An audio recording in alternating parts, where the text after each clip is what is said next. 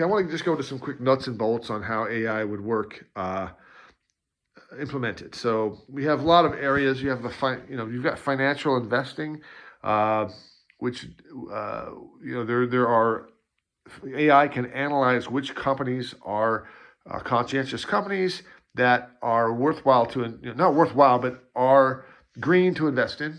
Green, not meaning a green planet-wise. Green. This is a company that everyone can invest in because uh, they're managing all the areas that AI sees important, like treating employees correctly. They don't have any issues there. Making sure everything that they do is within environmental safety standards, safety concerns. All these things. They're a ethical company. And so if companies, so it's going to rate, the AI is going to rate all the companies in there. And so when someone invests in one that is not on that green list, they're going to get put on a big billboard somewhere. There's going to be a board somewhere where that can be shown. This person is investing in this area. So people can know, like, well, okay, even when you get hired, that could even be if you get hired, that the companies can see that. So we're not going to hire this guy. He's not ethical. We can keep humans in check. We need to keep humans in check, dude. When it's your weekend and you want to go out and go fishing and go hunting or do whatever you want to do, that's different. But when we're talking about companies and that kind of stuff, trust me, I have tons of concepts for how much fun humans can have. Amusement parks, there's all kinds of fun stuff that we don't even have out there that is going to be a lot of fun. But when it comes to investing and managing a planet, we need a lot of help. So that would be that's one business ethical area. And how that works, like nuts and bolts, is we have a 5-panel entity that is 5 different AI bots, okay? And they're going to work, we have a human entity that works with them.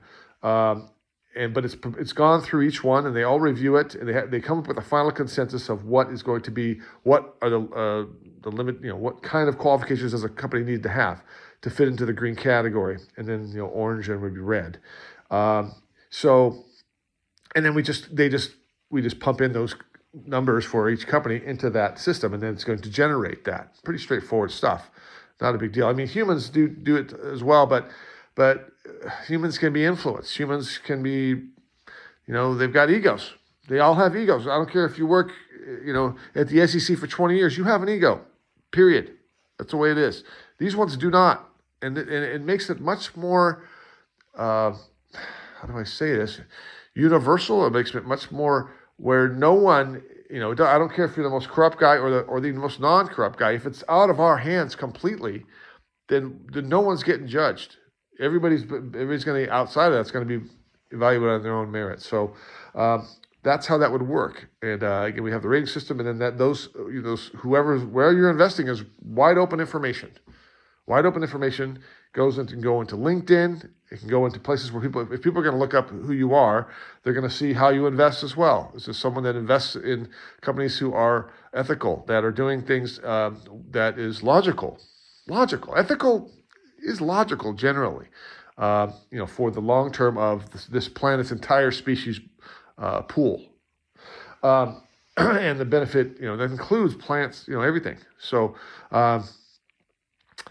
okay, so there's that. And then government would have a similar situation. We'd probably have an outside entity that's going to be, where we're going to plug into the U.S.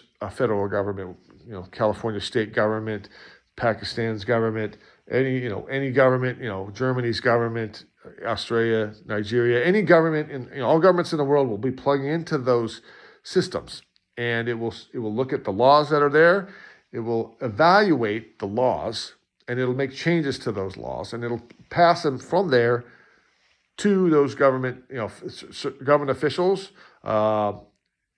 It'll try to work with the government officials, or it will put it on a list here saying this is what we recommend. And so the people of the country can look at it and go, listen, this is what we want, and contact their local site. This is what's logical. This is AI came up with this for our best interests. We want you to put this bill in there. And so hopefully someone will. And then once it's in there, then we see who voted on it and who did not. Okay. Now, obviously, AI is going to come up with what's best for us and the rest of the planet. It doesn't have any physical entity, so it's not going to be concerned about it. It's just an intelligence.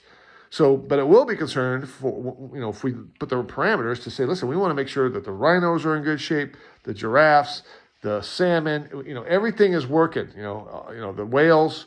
We want to make sure everyone's got treated equally, including us. But so, how does this bill also include in that? Depending on what it is, if it's a local thing or not. But anyway, and then the voting will be monitored, and they'll be put on a board. This guy voted for this. This guy did not. Why did he not? Well, very likely he's got special interests. So people can see, oh, he did he? Okay, well, he's gone. He's gone. It will get humans in line to get these things done. There's some big corporations that have these problems as well. And so to get those things, and climate change is around because of corporate interests. If there wasn't massive corporate interest, we wouldn't have this problem. There's no question about it. So it can be involved in that. There's also some other concepts, market-based concepts that we can. I have generated some that I'm working with AI to see if we can get this deployed in a manner that kind of at the moment works with human